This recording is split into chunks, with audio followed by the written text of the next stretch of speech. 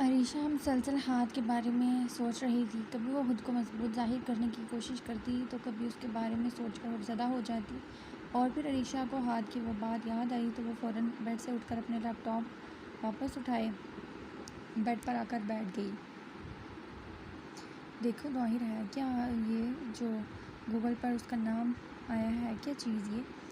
खुद से बड़बड़ाती अरीशा ने अपने लैपटॉप ऑन करके गूगल पर हाथ अली लिखा तो बहुत सारी न्यूज़ आना शुरू हो गई।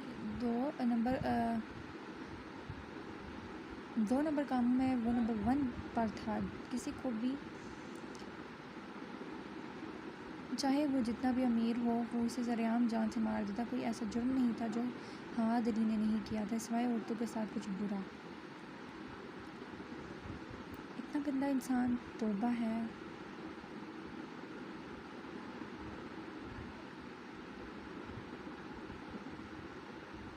बता तो ऐसे रहा था मुझे जैसे कोई बहुत बड़ा इंसान है, कोई बहुत बड़ा सेलिब्रिटी है। मेरा अरमान, शिट, कितनी पागल हूँ मैं, क्यों अरमान का नाम लेती रही हूँ उस गुंडे के सामने। अब बस मुझे तो सुबह ही शादी करनी पड़ेगी अरमान से। या अल्लाह, क्यों पीछे पड़ गया ये मेरे, इसमें भी मेरी ही गलती है, क्यों थप्पड़ मारा उसको। अरीशा सर अपने हाथों में गिराए खुद को कोस रही थी। अचानक अमित साहब उसके रूम में नॉक करने के बाद दाखिल हुए। बेटा जल्दी आओ बाहर, तुम्हारे बर्थडे के इतने अर्जेंट हमने अरेंजमेंट्स की हैं और तुम यहाँ पर हो। हमीद साहब के इसरार और मोहब्बत पर अरीशा इनकार न कर सके, उनके साथ चली। हमीद साहब ने हर साल की तरह इस दफ़ा भी बहुत अच्छे से अरीशा के बर्थडे को सेलिब्रेट किया, मगर अरीशा का मूड ऑफ था, वो ज़्यादा इंजॉय ना कर पाई। फिर भी काफ़ी नॉर्मल बर्ताव किया। केक काटने के बाद हिम्मत करके अरीशा ने हमीद साहब से कल सुबह अरमान के साथ शादी करने की बात कर दी। पापा प्लीज़ मान जाएं, वरना बहुत बड़ी अनहोनी हो जाएगी। प्लीज़ पापा प्लीज़, मुझे बहुत मोहब्बत है अरमान से, मैं और किसी के बारे में सोच नहीं सकती।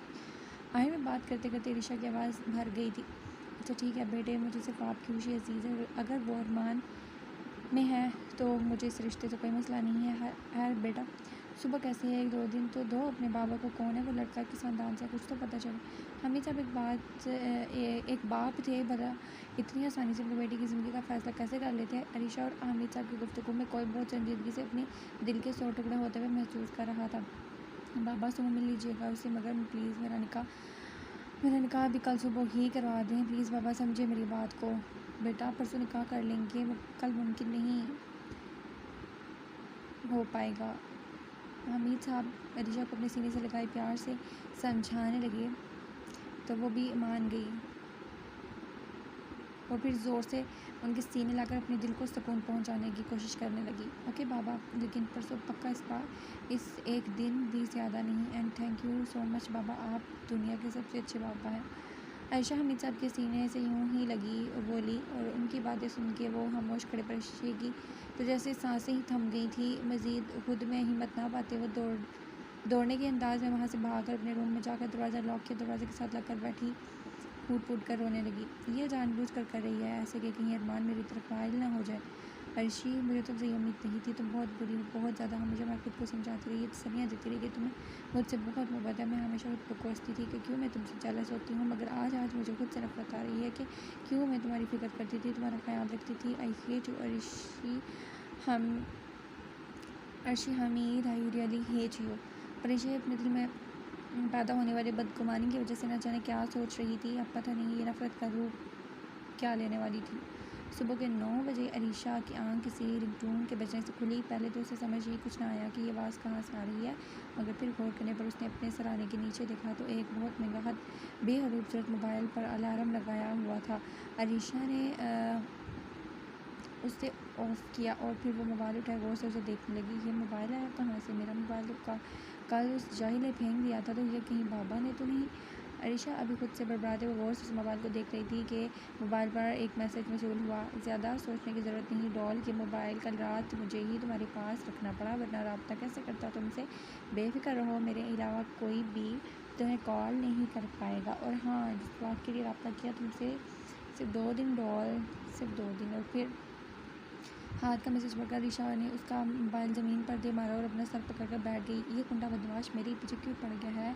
कोई अपनी जैसी ढूंढ लेता, मैं तुम्हारी कभी नहीं हो सकती, तुम मुझे समझिए। तुम पूरे रूम को खड़े होकर वो चारों तरफ देखने लगी, गुस्से से चीखती, क्योंकि वो जानती थी हाथ ने उसके रूम में कैमरा तो ज़रूर लगाया हुआ है, वरना उसे इसकी हरकतों का इल्म कैसे होता। और फिर जल्दी से अरीशा नोट पैड उठाए अपने कमरे से बाहर निकलकर लैंडलाइन तक गई और अरमान को कॉल कर दी। और अरमान, पापा तुमसे मिलना चाहते हैं, जल्दी आ जाओ।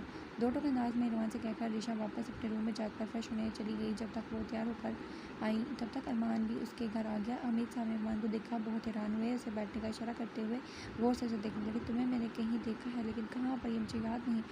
बाबा, शायद जब अरमान मुझे घर छोड़कर वापस जाता तब कभी देखा होगा अपने उसे।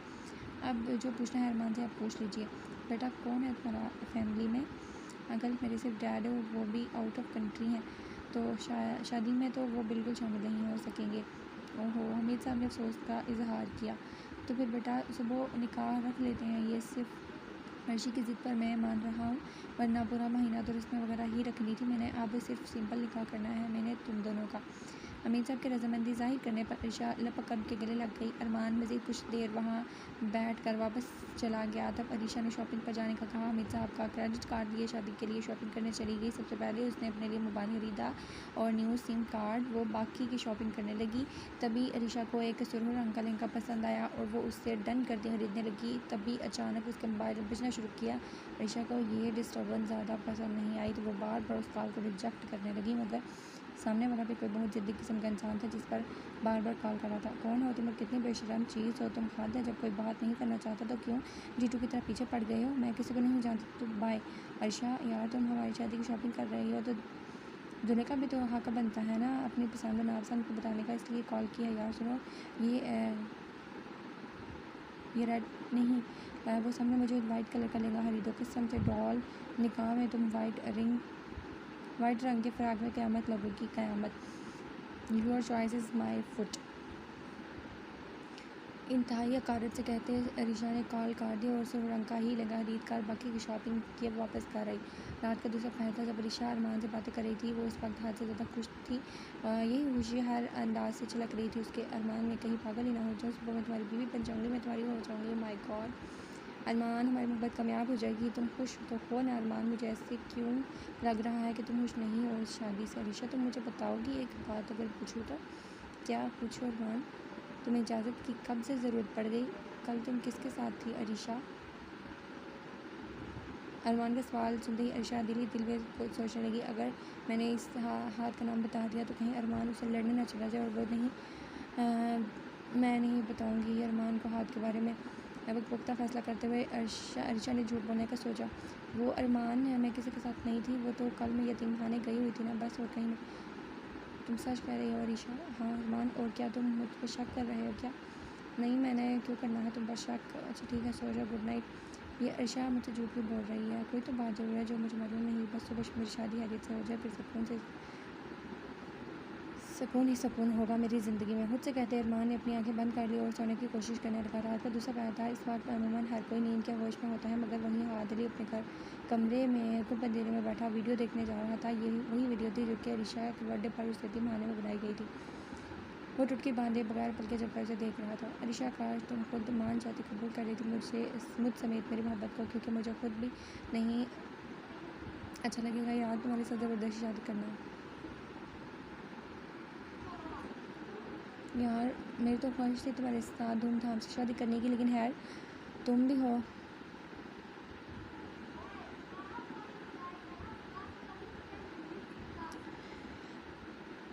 वीडियो को पॉज किया जहां अरीशा के लगलाकर हंस रही थी। हाथ उठकर एलईडी के पास गया और स्क्रीन को हाथ लगाते अरीशा के चेहरे को छूकर उससे बात करते आखिर में पागलों की तरह हंसने लगा। और फिर अचानक हाथ के चेहरे पर संजीदगी उमड़ आई। कल तुमने मेरे हाथ अली की बहुत बेइज्जती की है डॉल, उसकी सज़ा भी तुम्हें ज़रूर मिलेगी। सुर्ख नज़रों के साथ अरीशा के चेहरे को देखते हाथ ने अपना वही हाथ जो अरीशा के चेहरे पर रखा था उसकी मुट्ठी बनाते हुए हाथ ने जोरदार मुक्का स्क्रीन पर दे मारा। और फिर अपने हाथ से निकल रहे खून को देखते हुए उठकर अपने रूम में मौजूद फर्स्ट एड बॉक्स को उठाकर अपने हाथ की पट्टी करने लगा। इस वक्त वो हाथ से ज़्यादा खामोश और संजीदा था। अब उसे इंतजार था तो अपने अगले कदम का, जैसे वो कल अंजाम देने वाला था। सुबह के 10 बजे का वक्त था जब अरीशा किसी दुल्हन की तरह तैयार हो रही थी। ब्यूटी पार्लर जाने की उसे जहमत नहीं की थी, जिसकी वजह एक अरीशे का खुद मेकअप और एक्सपर्ट होना था मेकअप में। दूसरी अमित साहब ने अपने घर में अपने ही कुछ दोस्तों को बुलवा लिया और घर को भी जितना हो सका उन्होंने सजा दिया था। अर्शिया मुकम्मल तैयार होकर सूट लहंगा पहनते हैं किसी डॉल से काम नहीं लग रही थी। वो बार बार अपनी तस्वीरें अलग अलग करके पोज के साथ बना रही थी। अरमान को भेजे जा रही थी साथ साथ, जिस पर अरमान ने तंग आकर उसे मना कर दिया। यार क्यों तुम मेरा सारा मज़ा ख़राब कर रही हो? जब तुम मेरी बीवी बन जाओगी तब मैं खुद अपने सामने तुम्हें देखना चाहता हूँ तुम्हें, इसलिए प्लीज़ अब मैं तुमसे भी बात तब करूँगा और देखूँगा भी तब ही, यानी हमारे निकाह के बाद। ओके।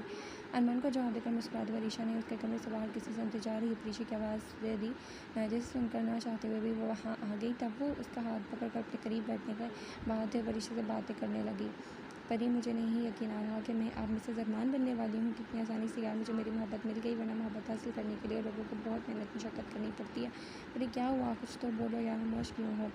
अब मैं क्या बोलूँ? तुम बोल तो रही हो यार, तुम उदास हो गई हो ना? ओ कोई बात नहीं, सैड मत हो प्लीज़। मैं रोज़ तुमसे वीडियो कॉल पर बात कर लिया करूँगी। ये तो दुनिया का दस्तूर है कि किसी को अपने अजीज़ रिश्तों से जुदा होना ही पड़ता है। अब जब तुम्हारी शादी हो गई फिर तुम भी तो किसी दूसरे घर चली जाओगी ना? नहीं, मैंने नहीं करनी शादी, कभी भी नहीं, क्योंकि उस चीज़ से नफ़रत है मुझे, शदीद नफ़रत। क्यों आए, क्यों हमेशा से मेरे साथ ही नाइंसाफ़ियाँ क्यों होती हैं? पहले ये मेरे माँ बाप मुझसे दूर हो गए और अब मेरी मोहब्बत मेरी ही बहन मुझसे छीन रही है। पहले क्या काम इसकी वजह से मेरे साथ ज़िंदगी में नाइंसाफ़ियाँ होती आई हैं, जो अब ये इतनी बड़ी तकलीफ़ है। अल्लाह कैसे बर्दाश्त करूँ मैं ये सब? कैसे जीऊँगी इस गम के सहारे? या अल्लाह कुछ तो करें। अपना सर उना किए आसमान को देखते हुए ज़ोर ज़ोर से बोलते अपने अंदर की तकलीफ़ ख़त्म करने की जद्दोजहद कर रही थी, और फिर आखिर में घुटनों में सर लिए परेशानी से फुट फुट कर रोना शुरू कर दिया।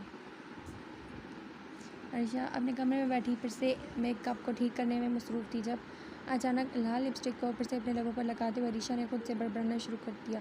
मेरे अरमान को लाल रंग बहुत पसंद है ना? अब अपने अरमान की मोहब्बत में तो ऊपर से लेकर नीचे तक लाल ही बन गई हूँ। इतना कहने के साथ ही भरपूर कहका लगाते अरीशा हंसने लगी और फिर अपने कमरे के सामने से हमीद साहब को गुजरते देखकर वो तेज़ी से बाहर निकली। पापा, अरमान नहीं आया अभी तक? बेटा, इतनी जल्दी है आप अपने पापा को छोड़कर जाने की? अरे नहीं बाबा, ऐसा नहीं है। और ये तो बताएं कि कौन जा रहा है आपको छोड़कर? मैं तो रोज़ आपको तंग करने के लिए इधर आया करूँगी। अच्छा बाबा, अब मैं रोकर अपना मेकअप ख़राब नहीं करना चाहती, तो मैं रूम में जा रही हूँ। जब अरमान आ जाए तो बुला लीजिएगा मुझे। अच्छा ठीक है, आप जाओ बेटे। हमीद अपने काम के लिए चल पड़ी। जिस वजह से वो इधर आई थी, वो अरीशा भी जल्दी से अपने कमरे में आ गई। अचानक उसके पीछे से किसी ने दरवाजे को सिर्फ बंद करते हुए बगैर लॉक किए अरीशा के मुँह पर अपना हाथ रख कर उसकी कमर पर दूसरे हाथ की गिरफ्त मजबूत कर ली।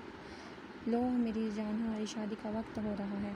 हाँ, दिली की आवाज़ अपने कान के करीब सुनकर ईशा खौफजदा होते हुए अपने हाथ पहुँच लाकर एहतजाज करने खुद को उसकी गिरफ्त से आज़ाद करवाने की कोशिश कर रही थी, लेकिन इस जालिम शख्स के सामने बेकार साबित हो रहा था। तुम रुको, अभी बहुत तंग करती हो मुझे यार। डॉल देख लो, सिर्फ तुम्हारे लिए ऐसे मुझे खिड़की के ज़रिए आना पड़ा है, क्योंकि अगर सबके सामने यहाँ आता तो सब में बहुत ड्रामे करने थे यार, और फिर अगर मेरा दिमाग ख़राब हो जाता तो फिर मैंने किसी एक को भी ज़िंदा नहीं छोड़ना, और मैं ऐसा बिल्कुल नहीं करना चाहता।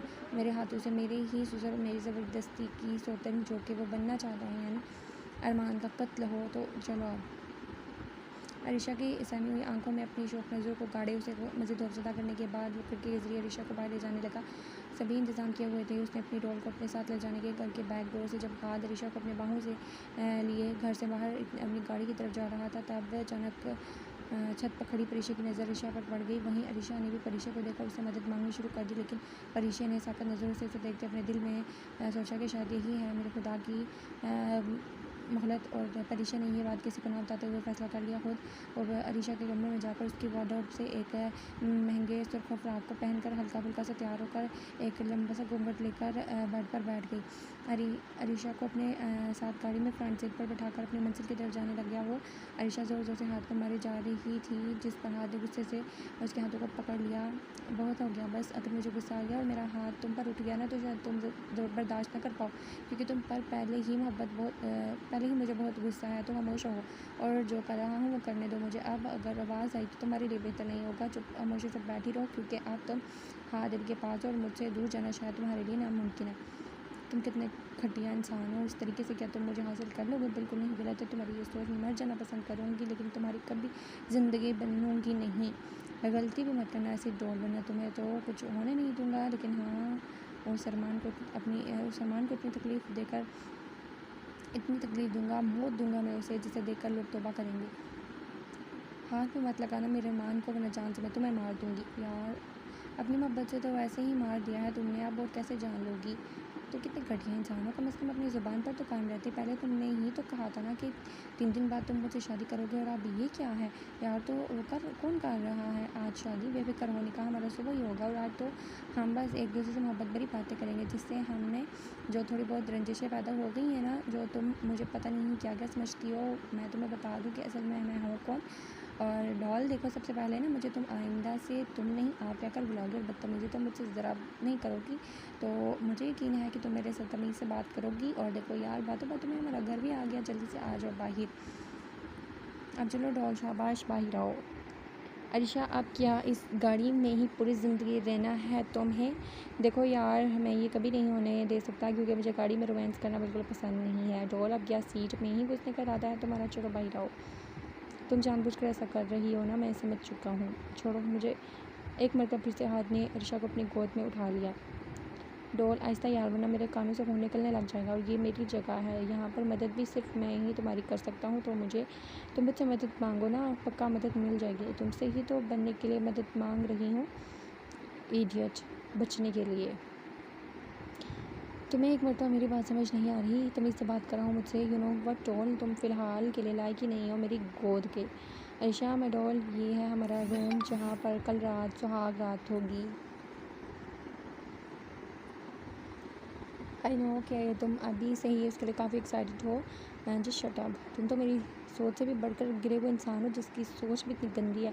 लगता है तुम ऐसे नहीं मानूंगी। अरिशा की बात अभी मुकम्मल नहीं हुई थी जब अचानक हाथ अरिशा के करीब जाकर उसके बालों को अपनी मुट्ठी में दबोचकर बेड से खड़ा करते हुए उसकी आंखों में देखने लगा। तुम मुझे गुस्सा मत दिलाओ डॉल, वरना मैं गुस्से में हर चीज़ भूल जाता हूँ। तो कहीं आज ही मैं अपनी कल वाली ख्वाहिश को पूरी ना कर दूँ, और मुझे यकीन है मेरी हरकत तुम्हें पसंद नहीं आएगी। तो बोलो अब आप क्या कहना है? सुहाग रात मनानी है? अब बस, अब छोड़ो मुझे, दर्द हो रही है। हाथ की धमकी पर अरिशा बहुत ज़्यादा डर गई, क्योंकि अरिशा को वो सब बातें याद आने लगी जो उसने हाथ के बारे में सर्च की थी। फ़ौरन हाथ को आप कहकर वो अपनी जान उसे छुड़ाने की कोशिश करने लगी। ओह सॉरी माय डॉल, ये हुई ना बात यार, पहले ही मान जाया करो मेरी बात को, क्योंकि मनवा तो मैं बाद में भी लेता हूँ। तो अच्छा है ना, प्यार से ही मान जाया करो। अच्छा, तुम कुछ देर यहीं पर रुको, मैं अभी आता हूँ वापस। अब क्या होगा, कैसे मैं निकलूँगी यहाँ से, क्योंकि उस जैसे गुंडे इंसान के साथ तो हरगिज़ मैं नहीं रहना चाहती। नहीं निकाह करूँगी मैं इसके साथ। एक मरतबा अगर यह निकाह हो गया तो फिर शायद पूरी उम्र मैं यहीं फंसी रहूँगी। नो, शायद परीक्षा ने तब देखा था मुझे, तो अब तक तो बाबा और अरमान मुझे ढूंढ ही रहे होंगे। हाँ, बस सुबह तक तो लाजमी वो यहाँ तक पहुँच जाएंगे। मेरा अरमान मुझे हीरो की तरह विलन से छुड़वा कर ले जाएगा। मुझे सोचकर ईशा पुरसुकून होती हंसने लगी। कुछ देर बाद अरमान उनके घर अपने कुछ दोस्तों के साथ आ गया, और साथ ही मौलवी साहब भी आ चुके थे। हमीद साहब दिल में खुश होते हुए उन्हें अपने साथ लिए रूम में आ गए। उनके 2 अखबार भी मौजूद थे। तब उन्हें पीछे घूंघट लिए बैठी हुई नजर आई। वो अपनी खुशी में इतनी मगन थी, उन्होंने इस बात पर ध्यान ना दिया कि ऋषा ने कुछ देर पहले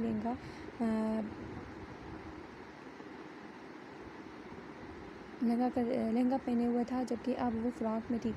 मौलवी साहब आ गए हैं बेटे, अरिशे समझ कर अरिशे से कहते हमीद साहब ने मौलवी साहब को निकाह शुरू करने का कहा।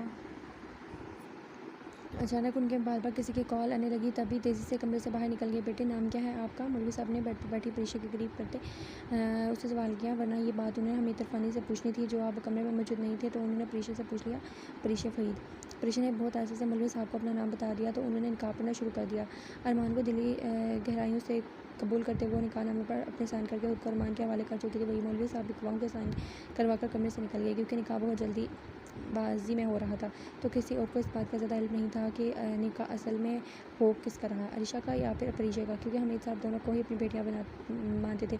तब एक गवाहों ने भी इस बात पर ध्यान ना दिया। अब मौलवी साहब अरमान के पास गए और निकाह पढ़ना शुरू कर दिया।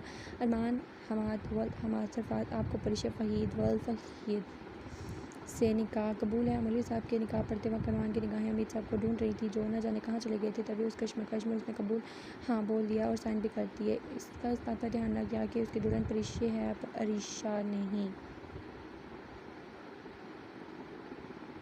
ना जाने ऐसी कौन सी बेचैनी लगी हुई थी उसे। जैसे तैसे उन दोनों का निकाह अंजाम पाया और अरमान के गवाहों ने भी साइन कर दी और दुआ मांगनी शुरू कर दी। तब उस वक्त हमीद साहब वहाँ आए और खुद भी दुआ मांगकर अरमान को अपने गले से लगा लिया। मज़ीद कुछ देर बाद रुखसती का वक्त हुआ। हमीद साहब परीशा के पास गए और उसे अपने सीने से लगाकर प्यार करते हुए आखिर में उसका घूंघट उठाकर उसे देखने लगे, जिस पर परीशा ने फ़ौरन हाथ उठाकर मना कर दिया।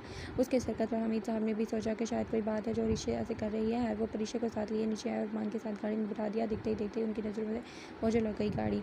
तब अचानक उन्हें परीशा की कमी महसूस हुई। अपने कामों और ऋषा के खुद से दूर जाने के दुख से उनका ध्यान परीशा पर गया ही नहीं, मगर अब उन्हें वो कहीं भी दिखाई नहीं दे रही थी। तभी अपने आंसू साफ करते वो उनके मुताबिक ऋषा को रुखसत करते हुए उनकी आंखों में आए थे जो आंसू। वो घर में दाखिल होते ही परीशा के कमरे की सिमत चल पड़े।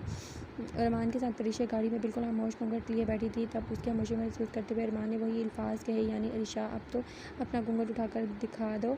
नहीं, अभी नहीं, घर जाने के बाद। इतना कहकर परीशा फिर से खामोश हो गई। वहीं अरमान को उसकी आवाज़ कुछ अलग लगी, मगर फिलहाल खामोश रहा। कुछ देर की मुसाफत के बाद अरमान का घर आ गया। तब वो परेशान से परीशा को गाड़ी से निकाल कर वो मोहब्बत से उसका हाथ थामे अपने कमरे में ले गया। उसके घर में इस वक्त उसके अलावा और कोई मौजूद नहीं था। इस बात पर भी परीशा का ध्यान न गया। वो तो अरमान को पा लेने की खुशी से फूले नहीं समा रही थी। ऋषा, ये है हमारा कमरा, तुम बहुत एक्साइटेड थी ना, अब देख लो। और ये देखो तुम्हारे लिए स्पेशल सब कुछ किया है मैंने, जो जो तुम्हें पसंद था वो सब कुछ। मेरी कोशिश तो यही होगी कि तुम्हें मैं पूरी उम्र खुश रखूँ, जो जो तुम डिज़र्व करती हो और तुम्हें दूँ। अब खड़ी क्यों हो, बैठो ना। अरमान की बातें सुनकर परीशा कुछ नर्वस हो गई थी। उसे खौफ आने लगा था कि अरमान जब ऋषा की जगह उसे देखा था तो क्या रिएक्शन होगा उसका। डरते डरते खामोशी के साथ परीशा बेड पर बैठने लगी, जब फ़ौरन अरमान की आवाज़ एक मरतबा फिर से आई, वहाँ नहीं, यहाँ बैठो। अरमान ने ज़मीन की तरफ इशारा करते हुए सर मोड़े से कहा, जबकि परीशा उसके इस अंदाज में हैरान लगी। क्या हुआ, बैठो ना, बैठो। गुस्से से दांत पीसते हुए अरमान ने ज़बरदस्ती परीशा की बाजू पकड़कर उसे ज़मीन पर धक्का देकर गिरा दिया और खुद वो घुटनों के बल बैठा उसे गौर से देखने लगा, जो अब भी घूंघट में मौजूद थी। ये है तेरी असल जगह, क्योंकि तेरी औकात यहीं पर रहने की है। अब से तू ज़मीन पर ही सोया करेगी। अरमान की बातें परीशा को हैरान की जा रही थी। वो ये सोचने लगी थी कि कहीं अरमान को मालूम तो नहीं हो गया कि वो ऋषा नहीं परीशा है। क्या हुआ ऋषा, ये घूंघट तो हटा दो यार, मैं भी तो देखो तुम्हारी शक्ल इस सदमे के बाद कैसी हो गई है। जब अरमान ने बेदर्दी के साथ परीशा के चेहरे से घूंघट हटाया तो सामने ऋषा की जगह परीशा को देखकर वो कुछ पल तो हरकत ही न कर सका। तुम यहाँ क्या कर रही हो, और वो ऋषा कहाँ पर है, ये सब क्या ड्रामा है, कोई मुझे कुछ बताएगा।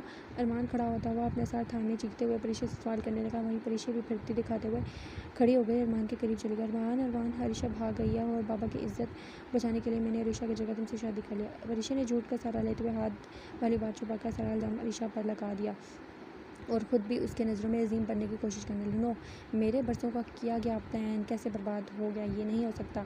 अरमान कमरे में मौजूद चीज़ों को उठाकर ज़मीन पर फेंकने लगा। कौन सा प्लान अरमान, आप क्या बात कर रही हैं, मुझे कुछ समझ नहीं आ रहा। अरमान के करीब आते उसे पूछने लगी। वही अरमान ने सुर आँखों से उसे नफरत से देखा। जो शट आप, चुप करो तुम, समझी ऋषा, तुमने ऐसा क्यों किया मेरे साथ ऐसे, और तुम तो अभी के अभी निकलो मेरे घर से, जाओ। अरमान, मैं यहाँ से कहीं नहीं जा रही, सुना आपने, क्योंकि बीवी हूँ मैं आपकी, ये घर अब मेरा है। और प्लीज़ अरमान, अगर बाबा को पता चला कि ऋषा वहाँ भाग गई है और मुझे भी आपने घर से निकाल दिया तो बहुत तकलीफ पहुँचेगी उन्हें, प्लीज़ मुझे यहाँ रहने दे। परीशा मिन्नत भरे लहजे में अरमान से बोली। अच्छा, तो उस हमीद अरफानी को तकलीफ़ होगी इस बात से, ठीक है तो अभी फिर चलते हैं ना, उसे बताने चलो। परीशा से कहते वो ज़बरदस्ती से उसे जाकर गाड़ी में बिठा के वापस हमीद साहब के घर ले आया। हमीद साहब, जो अब तक परीशा की गैर मौजूदगी से शायद परेशान थे, उनकी गाड़ी रुकने की आवाज़ सुनकर बाहर की तरफ देखा। उन्हें अरमान के साथ दुल्हन के रूप में खड़ी परीशा दिखाई दी। उसे देखते ही देखते वो हैरान लगा। ऋषा कहाँ पर है अरमान, वो सब हैरियत तो है। परीशा, तुम यहाँ क्या कर रही हो, वो भी स्कूलिया में। शायद परेशानी से वो उन दोनों को देखते दरियाफ्त करने लगे। अंकल जी रुके तो ज़रा मैं बताता हूँ आपको सारी बात।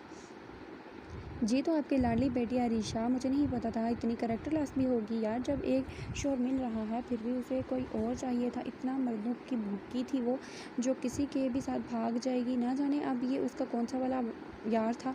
अंकल जी, उसने तो ये भी नहीं सोचा कि मेरी कितनी बेइज्जती होगी, क्योंकि आपकी इज्जत तो कोई थी नहीं जिसका ख्याल कर सकती। ये किस ज़ुबान में बात कर रहे हो तुम, और मेरी ऋषा कहाँ है। अरमान की कही की बात पर आग बगौला होते हुए हमीद साहब उसे ऋषा के मतलब पूछने लगे। उन्हें खुद से भी ज़्यादा यकीन था अपनी बेटी पर।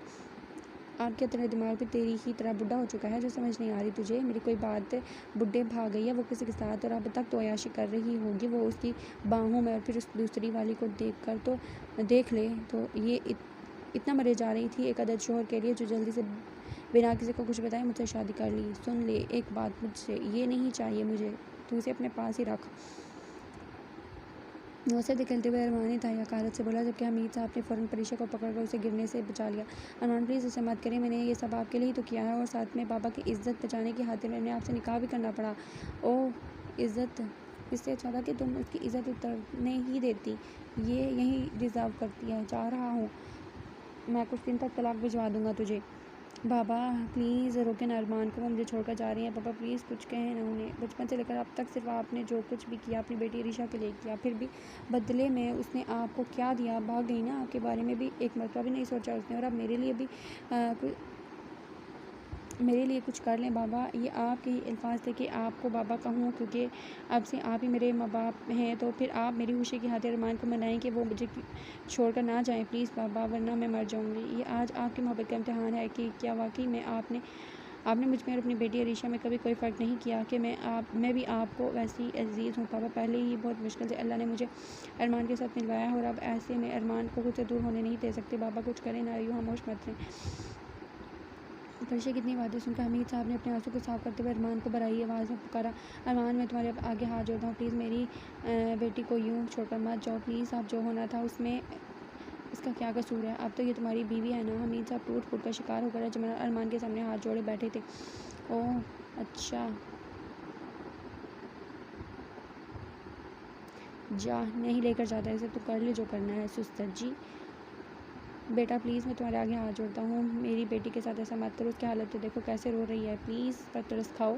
अच्छा ठीक है, मगर एक शर्त पर, मैं इसे अपने साथ घर ले जाऊँगा, मानोगे तुम? बोलो हाँ बेटा मानो, बोलो मानूँगा। तुझे अपने घुटनों पर बैठकर मुझसे गिड़गिड़ाकर भीख मांगनी पड़ेगी। ये क्या कह रहे हो तुम बेटा? मुझे और कुछ नहीं सुनना, जल्दी करो वरना मैं वैसे ही चला जाऊँगा। नहीं प्लीज़ कर रहा हूँ मैं। हमीद साहब ने अरमान से कहा और फिर एक नज़र अपने साथ खड़ी परीशा को देखा, जो इस बात को सुनकर बिल्कुल खामोश खड़ी थी, क्योंकि उसकी आंखों पर तो अरमान की मोहब्बत की पट्टी बनी हुई थी। अगले ही पल हमीद साहब उसके घुटनों के बल बैठ गए, इल्तिजा करने लगे, प्लीज़ अरमान मेरी बेटी के साथ ऐसा मत करो, थोड़ी और मिन्नत करो, झुको और अब ये मेरे जूते को भी साफ़ कर दो, तुम गंदे हो गए, गंदे कर दिए तुमने। अब अच्छा अब ठीक है। अरमान की आपकी कही गई बात पर हमीद साहब को कुछ याद आया, लेकिन फिर वो फ़िलहाल इस वक्त से बाहर अपने रुमाल निकाल कर अरमान के जूतों को साफ़ करने लगे।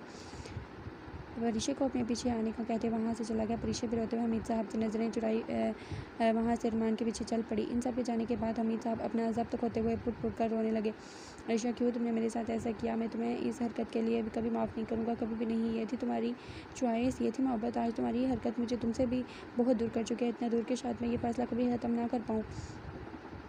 हमीद साहब यूँ ही रोते हुए अरीशा का तस्वर करते हुए उससे बोले, आज उनकी तो दुनिया ही पलट गई थी। क्या था उनके पास? ना इज़्ज़त, ना बेटियाँ, ना ही कुछ और, बिल्कुल तनहा थे वो। हाथ के कमरे से निकलते ही फिरती दिखाते अरीशा सारे कमरे को चेक करने लगी, उसे कोई रास्ता मिल जाए वहाँ से निकलने का, लेकिन उस कमरे में एक अदद खिड़की भी मौजूद नहीं थी। तो सारा रास्ता उसे कहाँ से मिलता? गुस्से से अरीशा ने शीशे के गिलास को उठाकर ज़मीन पर ज़ोर से दे मारा, मगर फिर उसका गुस्सा काम नहीं हो रहा था। क्यों मैं ही क्यों? अब तक तो मेरी शादी भी हो जानी थी, लेकिन अब मैं यहाँ पर हाथ रख के नहीं बैठी रहती, क्योंकि मेरे पास कोई और ऑप्शन नहीं है। क्या करूँ मैं? अरीशा खुद से बड़बड़ा रही थी कि तभी हाथ कमरे में तेज़ी से दाखिल हुआ। रोल ये क्या किया तुमने? हाथ का इशारा कमरे में अरीशा के करीब ही बिखरे चीज़ों पर था, जो गिलास के टूटने से फैल गए थे, और तभी कांच के जो टुकड़े थे। तभी हाथ की नज़र अरीशा के हाथ पर पड़ी, जहाँ से खून निकल रहा था। ये देखते ही तेज़ी से वो अरीशा की तरफ आया। तब उसके और अरीशा के दरमियान हाल फासले में ज़मीन पर पड़े कार्ड्स के टुकड़ों की भी परवाह न करते हुए बुलाकर अरीशा के पास चला गया, जिस पर उसके पाँव पे को कांच लग गया था, क्योंकि वो इस वक्त स्लीपर्स में मौजूद था। डॉल तुम्हारा हाथ शिट यार, तुम यहाँ बैठो, हिलना नहीं बिल्कुल भी। आयशा को कंधों से थाम कर बेड पर बिठाए वो जल्दी से ड्रॉअर से फर्स्ट एड बॉक्स निकालने चला गया। तुमने ऐसा क्यों किया यार? अगर ये हरकत तुमने अपनी जान लेने के लिए किया है तो फिर याद रखो, इससे ज़्यादा खून मैं इस अरमान का बहाऊँगा। अरे नहीं, वो मैं खुदकुशी बिल्कुल नहीं कर रही थी, बस वो तो गलती से लग गया यार। बस करो डॉल, तुम्हें अब अपना ख्याल रखना चाहिए। हादिल की बीवी बनने वाली हो, बस करो अब। बीवी नहीं बनूँगी मैं तुम्हारी बीवी, क्योंकि मेरी रूह में मेरे दिल सिर्फ और सिर्फ अरमान मौजूद है और कोई नहीं। तुम मुझसे ज़बरदस्ती शादी नहीं कर सकते। शायद अगर ज़बरदस्ती शादी कर भी लो तो मेरे दिल और दिमाग में सिर्फ और सिर्फ मेरा अरमान होगा, मैं सिर्फ अरमान समझे तुम। ओह अच्छा, तो अरमान रहेगा तुम्हारे दिल और दिमाग में? ठीक है, तो फिर ऐसा करता हूँ, उस अरमान को ही ख़त्म कर देता हूँ। फिर अगर तुम उसे याद भी करोगी तो मुझे बुरा नहीं लगेगा, क्योंकि वो तो मरा हुआ होगा ना। तुम ऐसा कुछ नहीं करोगे समझे, वरना मैं अपनी जान दे दूँगी। अलीशा की बात पर हाथ ने फ़ौरन अलीशा को बालों से पकड़कर उसका चेहरा अपने करीब किया। अब तुम हादली की जगह पर हो, तुम सांस पे मेरी इजाज़त से लोगी, इसलिए दोबारा ये बात मुँह से मत निकालना, वरना मुझसे बुरा कोई नहीं होगा। और आप सुबह होने में कुछ ही वक्त बाकी है, इसलिए कुछ देर आराम कर लो, क्योंकि बाद में तो तुम्हें आराम करने में नहीं दूंगा। तुम ये शादी करने का ढोंग आखिर क्यों कर रहे हो? मालूम है मुझे, तुम जैसे गुंडे सिर्फ हवस के भूखे होते हैं और किसी चीज़ के नहीं, सिर्फ एक अदद औरत का जिस्म चाहिए होता है तुम्हें। लो, खड़ी हूँ तुम्हारे सामने, जो करना है कर लो, लेकिन मेरी जान छोड़ दो प्लीज़, क्योंकि पूरी उम्र तुम जैसे के साथ में नहीं गुजार सकती। ये मौत से भी बदतर होगा मेरे लिए। इतना गंदा बुरा हूँ, इतना गंदा हूँ मैं, जो ऐसी हरकत करूँगा। तुम्हारे दिमाग में ऐसी बात आई भी कैसे? अगर ये सब कुछ करना होता तो पहले मत कर लेता ना। जब इस रूम में लेकर आया था तुम्हें, या फिर बाद में कितनी ही दफ़ा मिला हूँ तुमसे, तब अपना मकसद पूरा कर लिया होता मैंने। बोलो, कौन रोकता मुझे? तुम या फिर कोई और किसी में हिम्मत नहीं है मुझे रोकने की। लेकिन तुम्हारे दिमाग पर तो सलमान का इश्क छाया हुआ है, इसलिए मेरी पाक मोहब्बत भी तुम्हें दिखाई नहीं दे रही ना। मेरी बात समझ आएगी तुम्हें। मेरी आंखों में कभी उस अरमान की मोहब्बत की पट्टी को उतार कर देखोगी ना ढोल, तो तुम्हारे लिए मोहब्बत के सिवा कुछ भी नहीं दिखाई देगा तुम्हें। यार, मैं भी किससे बात कर रहा हूँ? एक ऐसी लड़की से जो खुद पत्थर दिल है तुम्हारी। इन सब बातों से मैं अपना इरादा तो बदलने वाला हूँ नहीं, तो तुम्हारी ये कोशिश बेकार है। सुबह के 7 बजे हमारा निकाह होगा, तुम राज़ी हो या ना हो मुझे फ़र्क नहीं पड़ता, क्योंकि निकाह तो लाज़मी होगा। क्या करूँ मैं? अभी तक अरमान और पापा क्यों नहीं आए मुझे लेने? रात सारी अलीशा सो करती रोती रही, क्योंकि सुबह उसकी ज़िंदगी आबाद होगी या बर्बाद, इस बात से फ़िलहाल वो अनजान थी।